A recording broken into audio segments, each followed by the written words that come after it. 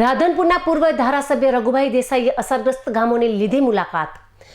બકુત્રા, બરારા પર, દાતાત્રા, મઢુત્રા સહિત 10થી વધુ ગામોની લીધી મુલાકાત। વિવિધ ગામોમાં લોકોએ પૂર્વ ધારાસભ્ય સમક્ષ વ્યથાઓ કરી રજૂ। લોકોના મકાનો પડી ગયા છે તો કેટલાય મકાનોમાં ઘર વખરી સહિતનો સામાન નષ્ટ થયો છે તેમ રઘુભાઈ દેસાઈએ જણાવ્યું। ખેડૂતોની સ્થિતિ અત્યંત દયાજનક છે। ખેતરોમાં રહેલો મોલ ઉતારીને ઘરમાં રાખ્યો હતો તે પણ તમામ નષ્ટ થયો છે। સમગ્ર વિસ્તારની પરિસ્થિતિ દયાજનક છે તેમ જણાવ્યું રઘુભાઈ દેસાઈએ। સરકાર દ્વારા કેશ ડોલની તાત્કાલિક વ્યવસ્થા કરવામાં આવે તેવી જાણ કરી। મેગા રાહત પેકેજ જાહેર કરવામાં નહીં આવે તો ખેડૂતો અને લોકોને મોટું નુકસાન થશે।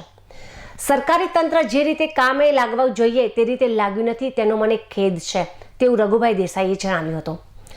વહીવટીતંત્રની કામગીરી સામે પૂર્વ ધારાસભ્ય રઘુભાઈ દેસાઈએ ઉઠાવ્યા સવાલ।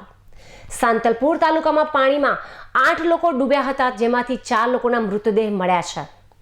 બાકી રહેલા લોકોની ઝડપી શોધખોળ થાય તેવી કરી માંગ।